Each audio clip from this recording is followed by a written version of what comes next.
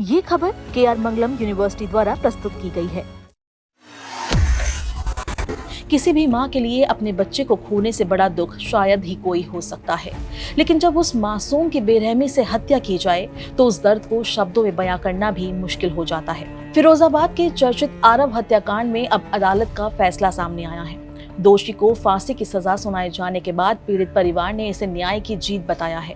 फैसले की खबर मिलते ही आरव की मां भावुक हो गई। उनकी आंखों से आंसू बह निकले। उन्होंने कहा कि जिस तरह उनके बेटे को तड़पा तड़पा कर मौत दी गई, उसी तरह दोषी को भी अपने किए की सजा मिले। उनका कहना था कि बेटे की मौत के बाद उनके मन में सिर्फ एक ही इच्छा थी कि अपराधी को कठोर से कठोर सजा मिले, और अदालत के फैसले ने उनकी उस उम्मीद को मजबूत किया है। आरव की मां स्वास्थ्य ठीक न होने के कारण फैसला सुनाए जाने के समय अपने गांव में थी।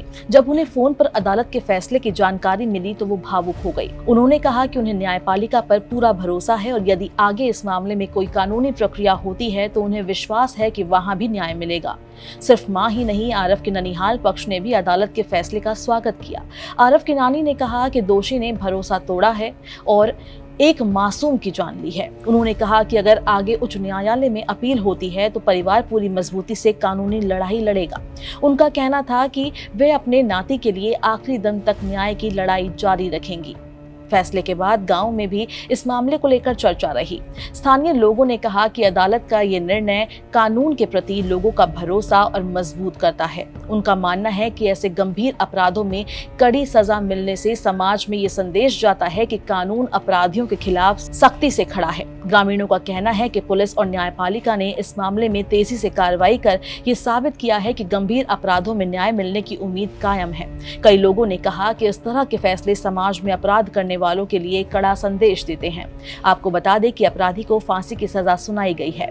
हालांकि परिवार का दर्द कभी कम नहीं हो सकता। एक मासूम की कमी हमेशा बनी रहेगी, लेकिन परिजनों का कहना है कि अदालत के फैसले से उन्हें ये संतोष जरूर मिला है कि दोषी को उसके अपराध की सजा मिली।